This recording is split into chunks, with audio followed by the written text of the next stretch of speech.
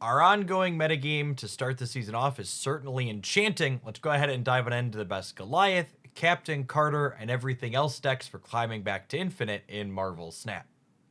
My favorite Goliath deck so far this season is just playing a bunch of my favorite cards, such as Moon Girl and Victoria Hand. This deck list is essentially a bunch of great flavors that all taste great together. You have a bunch of 1 and 2 card combinations that all have overlapping synergies with each other.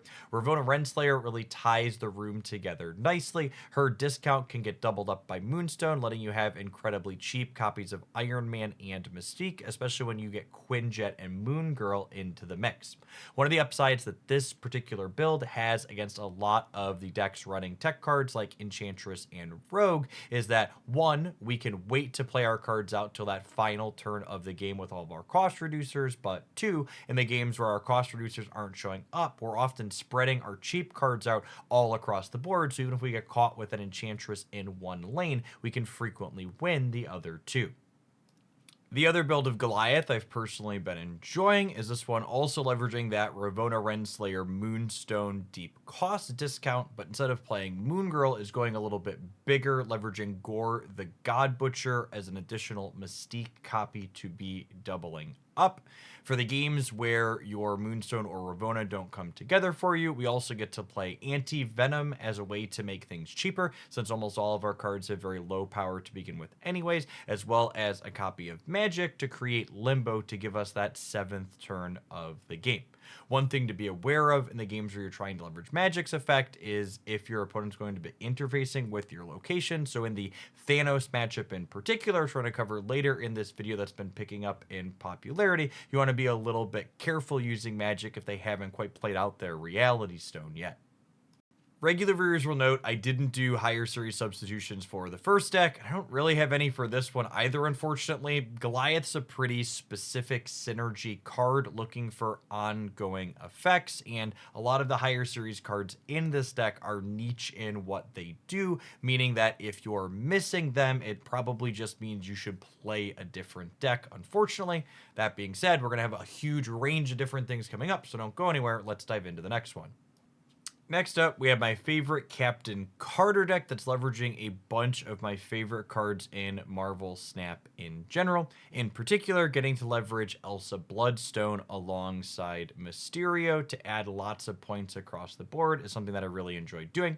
Sam Wilson Captain America is a card that really feels like he pushes Elsa Bloodstone's power level up a little bit. The shield moving around the board not only helps you fill those locations to get her triggers in, but allows you to get multiple triggers in the same location fairly cleanly. One thing that I do unfortunately need to point out for viewers at home is that there is currently a bug with Captain Carter and Mysterio that I haven't been able to consistently reproduce, but some amount of the time Captain Carter is not buffing Mysterio, so keep that in mind if you're going to load up this particular deck list this weekend before they get a chance to fix things. Moving along to our top performing decks per Untapped metrics this week, we kick things off with a blast from the past. Kitty Pryde, Angela, Elsa Bloodstone, Hope Summers, kind of movers, control, tempo, whatever you want to call it. We've got Kitty Pryde as well as Jeff, the baby land shark. Long time no see Jeff, able to trigger Angela, Elsa, and Hope, and then be redistributed around the board after you get their effects. We have a small Zabu package for powerful interactive cards like Shang-Chi and Enchantress to kick over your opponent's sandcastle, as well as Galacta and Gwenpool as efficient ways to add lots of numbers onto the board. We tied the room together with Copycat and Hawkeye Kate Bishop as generically powerful cards that are pretty good at their energy costs. As far as higher series cards go, I would say Hope Summers is the #1 most important non-negotiable one to have here. Her ability to add extra energy to the board while synergizing with Kitty and Jeff is pretty invaluable. Galacta and Gwenpool and Elsa are all nice to have for adding stats to the board after that, but I think you can substitute any of these out for generically powerful interactive or tech cards, Luke Cage, Mobius, Red Guardian, etc. that can win you games on the spot, and you won't miss so long as you have some combination of those three. Similarly, Copycat, Jeff, Kate Bishop, they can be swapped out for other things that don't mind moving around the board and triggering your ladies. Things like Nightcrawler, Nocturne, or Rocket and Groot are all excellent candidates for those 3 slots. We have a couple of different Thanos decks to cover today, the first of which is this Spectrum ongoing variation featuring Goliath as a new card. This archetype has existed around the fringes of the metagame since Thanos was introduced, since a number of his Infinity Stones are efficient 1 energy ongoing cards the Spectrum can boost across the board. In addition to Goliath, Sam Wilson and Speed are recent solid pickups for this archetype, and Wiccan works very well in it as well, since in addition to the stones, we have a bunch of very cheap ongoing effects that pack tightly into the bottom end of the curve, and with Thanos, you typically have plenty of extra things you can spend Wiccan's extra energy on. This particular build is metagaming folks a little bit with all of our ongoing releases featuring a copy of Super Skrull, but I would wager as the season matures a little bit, especially with our new card release coming on Tuesday, they'll probably want to take that slot and diversify it into something else when you're not playing nearly as many ongoing mirror match. This archetype's incredibly budget friendly. I would say Thanos is actually the only card you absolutely must have from the higher series. Like I said, it's existed and been reasonably competitive for some time. If you're missing any of the other cards, play things that have similar energy costs with ongoing text boxes. Stuff like Armor or Gorgon can let you hedge different matchups without being strict downgrades from whatever's missing in your collection. Next up, we have a Thanos Destroy variation featuring Firehair, one of my favorite cards from the previous season. For those that don't recall, Firehair re-triggers the on-reveal effects of one of your cards when they're destroyed. So when you're blowing up your various Thanos stones with things like Killmonger and Venom or Misery, you get to go ahead and continue churning through all of the cards in your deck. Lady Deathstrike in particular, I think, is worth a call out as a particularly powerful Marvel Snap card in this deck list. Not only does she enable your death to get cheaper or redraw you cards with Firehair, but with all of the ongoing and other low power threats in the metagame, her effect is often sweeping things off your opponent's side of the board that they were really hoping were going to be there for the remainder of the game. This deck list, as far as higher series cards go, obviously needs its namesake in Thanos, but I think past that, you really don't need any higher series cards. Lady Deathstrike was downgraded to Series 3 recently, so she's more widely accessible. Makari and Misery and even Firehair, I think, can be substituted out for other cheap cards that have Destroy synergies. Makari in particular is a card that largely serves to get your hand empty, so when you're drawing more cards, you don't fill up too much, so even swapping her out for something like Wasp is pretty reasonable, since you could gobble Wasp up with something like Carnage or Venom. Negative Wong has been a staple in these meta reports since I started doing them again, and this week is no exception. I think this deck list especially excels in particularly linear metagames, and these Goliath and Spectrum decks that are running around aren't terribly interactive, so this one certainly qualifies. For those that aren't familiar, you make a big number with either Gore or Sage being boosted up by Mystique and Wong, and then you copy that big stat into a second lane with Taskmaster. One of the things I think this particular build of Negative has going for it, which has given it staying power, is that while you have those busted negative draws where you pull a bunch of zeros out of your deck with Jane Foster, you can also play a solid game of Marvel Snap with your Taskmaster combo without Mr. Negative involved at all, thanks to Magic giving you an extra turn with Limbo. As far as higher series cards go, Ravonna Renslayer is the most important one here. She's non-negotiable, helps you discount everything in your deck. After that, I would say Gore is probably the second most important, with Sage being something that you could replace with, say, Wolfsbane as another cheap card that Mr. Negative can invert that gets large power for you to copy with Taskmaster. We round out the top performers this week on Untapped with one of my personal favorite decks to play, the Thor Misery deck. This deck list looks to set up two big stat sticks with Thor and Beta Ray Bill. You fish up their hammers with Jane Foster, and then Misery allows you to get their bonuses not just once but twice, often allowing them to dominate their lane.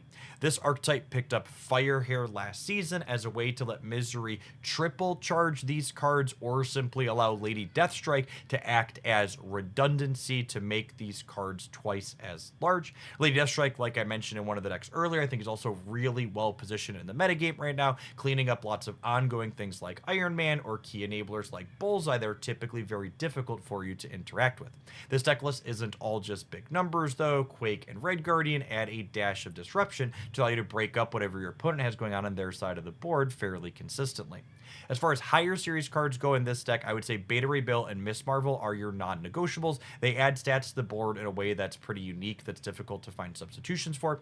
After those two, King Atiri is the next most important because he adds a little bit of redundancy to your draws when Jane Foster's not around, letting you find those hammers more frequently. Misery is nice for doubling your things up, but you could even swap her for something like Wong. It's a little bit less stats on the last turn of the game, but still allows you to double up your Thors while still playing out a 2-energy tech card like Quake. Firehair and Lady Deathstrike are a nice 1-2 punch, but I also think you can get by without Firehair because you don't need that triple up in a lot of situations. Red Guardian as well as Sam Wilson are generically good cards that you can easily swap out for other disruptive things such as Gorgon or Mobius and Mobius or Luke Cage to break up whatever your opponent has going on.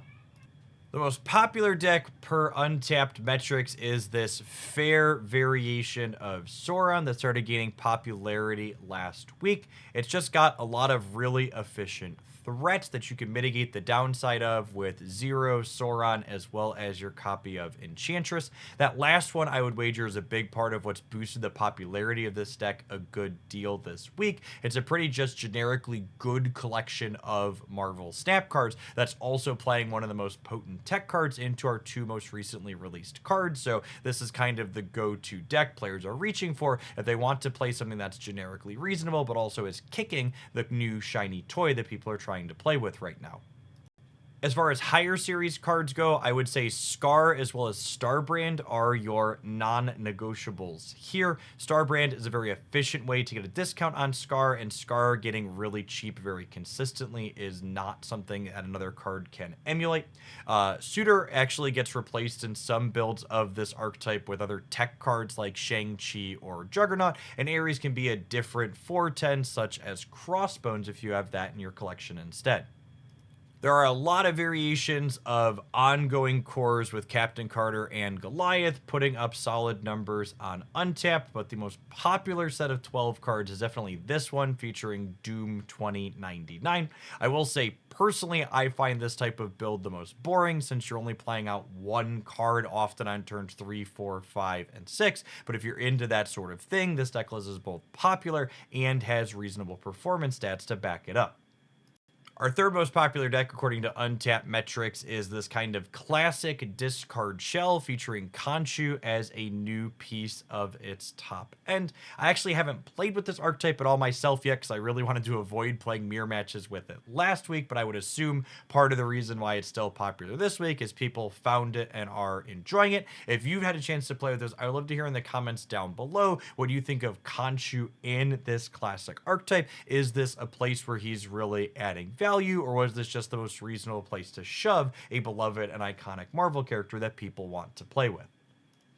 Personally, I've been taking a little bit slower climb on my way back to Infinite this season. The metagame's been a little bit polarized around these two new ongoing releases, leading to a lot of tech cards ruining my lovely castles I'm trying to build. I'm hoping that when we get our new card release this week, things start to pivot away, and then maybe I can enjoy Goliath a little bit more consistently without him being broken down as often. If you're someone who's made the climb already, I would love to hear what you did with it in the comments down below. As always, I appreciate everybody that made it through to the end of the video. If you enjoy my weekly roundup here, make sure you tap that like button to help it reach some more people so I can keep on doing it. I hope whatever your goals are for the season, you achieve them, but also remember, this is a game you should be playing for fun, so don't let it get sucked out by trying to grind up to that particular number.